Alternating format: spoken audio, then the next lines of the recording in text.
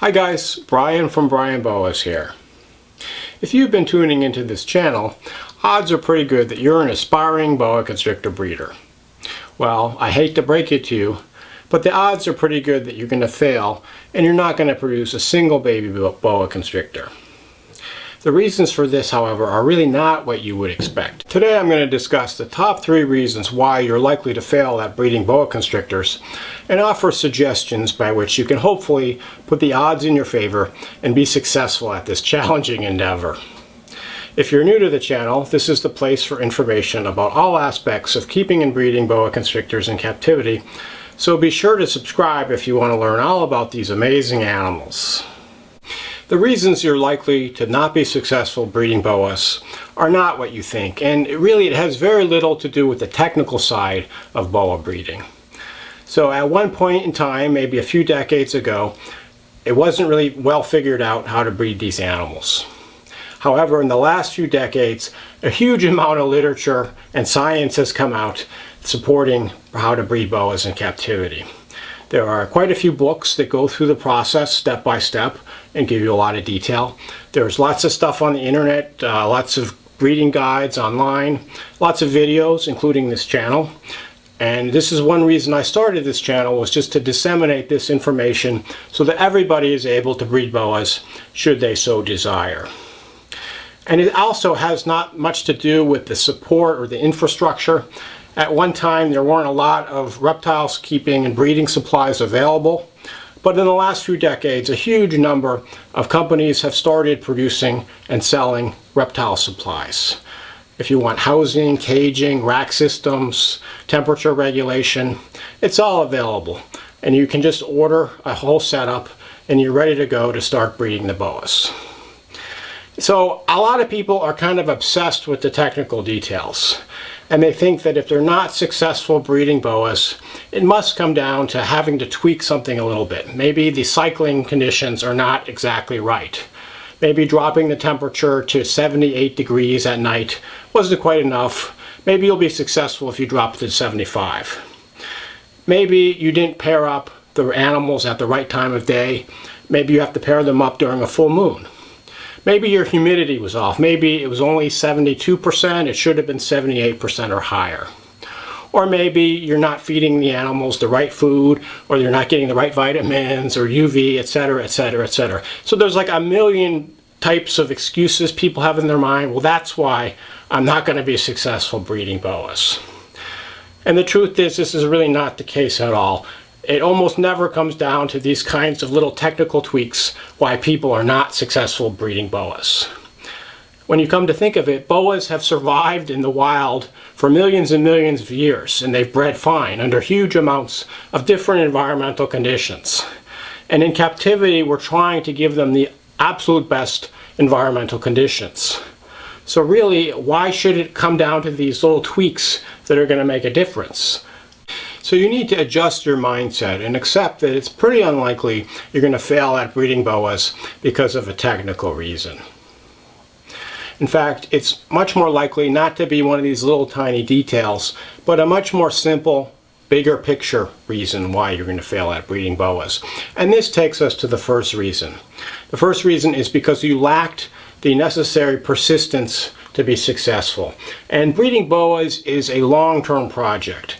When you're talking about getting your baby boas, growing them up to breeding size, cycling them, pairing them up, and getting your first litter, you're looking at least 5 years on average. A lot can happen in 5 years. It's a pretty good chunk of your entire life on a percentage basis. And when you think about what you can do in 5 years, you can graduate from college in 5 years, even finish a PhD in 5 years, learn a foreign language to fluency, get pretty good at a musical instrument. So there's a lot of things you could do in that 5-year period. But think how many people who set out to do something like this that takes 5 years are going to be successful in the end. And there's a lot of stuff that can happen as far as your personal life. Your situation can change. You can be in a situation where you can no longer keep the boas. Or you can just, more commonly, lose interest and give up, something like that. So it's really necessary to be patient and persistent in breeding boas. Some people think, well, they can get adult boas and they'll have a head start. And this works sometimes, but it's much less likely to be successful than just getting baby boas and growing them up. That's your best chance at success. And even if you get to the point where your boas are mature enough to pair up, there's no guarantee you're going to be successful. Boas can be somewhat unpredictable as far as their breeding. And they're not a simple formula species where you just follow a set of instructions and you're guaranteed to get babies. You know, at the simplest, all you need is a male boa and a female boa of sexual maturity. You put them together for a period, bada bing, bada boom, you get the babies. That's really what breeding boas comes down to. But with any given pairing of a male and female boa, you might not be successful the first time, and you might have to repeat the pairing several times or swap with a different pairing until you're ultimately successful. So persistence and patience are really not things that a boa breeder can be without. The second reason you're likely to fail at breeding boas is it's probably not what you thought it was when you got started. And a lot of people get into boas, and for the first few months they're in the honeymoon phase, they're over the moon. They just love these animals, they're learning as much as they can about them, and they're just totally obsessed with these animals. So they get their second boa soon after and build up a nice small collection. And for at least about a year or so, they just love the animals. But then life sets in and some of the negative aspects of having a responsibility of boas sets in. You know, all of the cleaning of the cages, the fact that you can't really go away as much on vacation, the fact that it might take time away from other activities. So after a couple years, a lot of people just kind of throw in the towel. They've just had enough. It really wasn't what they thought it was. And a lot of people get into the breeding, or at least the desire to breed, because they've seen all these beautiful pictures online, on Facebook, of these beautiful litters of boa constrictors. And they're just over the moon thinking about, wow, wouldn't that be so cool to have a litter of baby boas? And you know, I can tell you it is a great experience, you know, and it's probably one of the reasons I keep doing this. But the fact is, these litters of beautiful baby boas are a small minority of what boa breeding is. I mean, this is just the end result, the culmination of all the years of hard work. And I would say that it's probably 98% just hard work for that 1 or 2% of having these beautiful baby boas. So a lot of people lose sight of that goal because they're just so caught up in the everyday drudgery of doing these chores that they have to do and the sacrifices they have to make to maintain their boas. And often someone will give up after a few years. It's kind of interesting. I've seen many people follow this timeline. You know, after a couple of years they throw in the towel. But rather than just keeping 1 or 2 boas as a pet, they invariably just sell off everything. They get rid of all their boas and they get out of the hobby, which I never really understood. You know, maybe they just got involved a little too fast for their own good. And so, of course, not everybody follows this path. And some people, after a couple of years, they accept kind of the negative aspects, the hard work that they're going to have to do. But that's part of the whole process, and they're fine with that, and they live with that, and it's all worth it. And then there's even a subset that just loves everything about boas, even cleaning up their feces off of the side of the cage. You know, they even take joy in their weekly routine maintenance.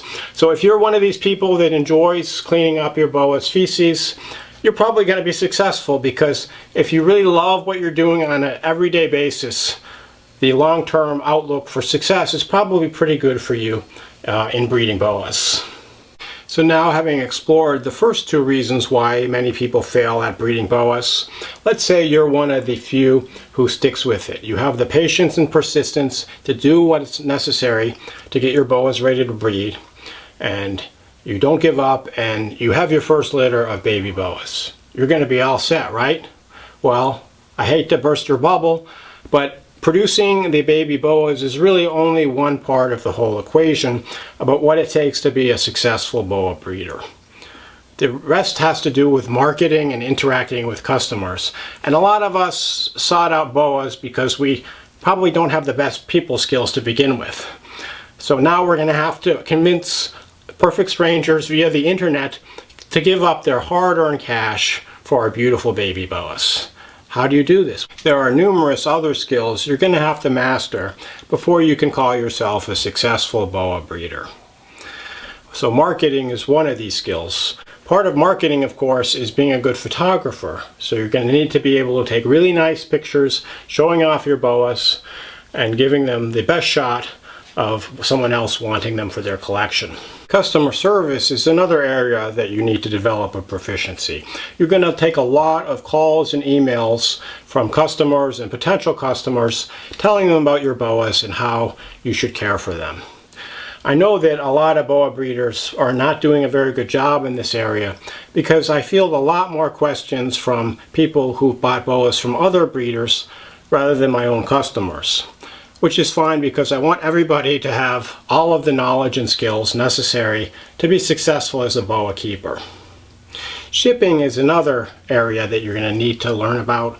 You're going to have to be able to ship your animals nationwide to customers and make sure they get there safely and the customers can receive them okay. So there's a lot of other areas that you're going to need to be proficient at when breeding boas. You might have people you can work with and you can share the responsibilities. Personally, I do everything myself, so sometimes I'm kind of strained. But I actually did a video previously entitled Essential Skills for Boa Breeders. So check out that video for more input on some of the other skills that you're going to need to master to be successful as a boa breeder.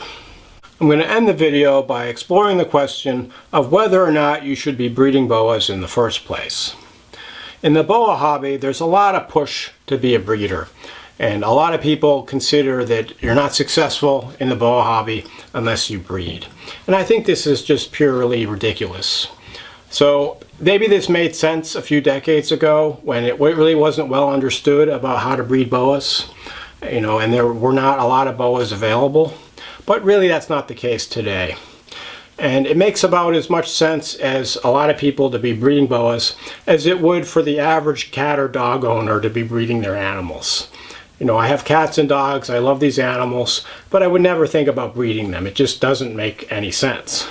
So for a lot of people, that really doesn't make a lot of sense to breed boas either. And while the intent behind pushing people to breed might be from a good place, it's just really misguided in today's boa hobby. So I hope this gave you something to think about if you've been exploring the possibility of breeding boas in the future. I hope if you do take on this challenge that you're ultimately successful. And I hope this video gave you some food for thought about how you can improve your odds of success. Thank you for tuning in to this episode. As always, if you have any questions or comments, feel free to reach out to me. And enjoy your boas.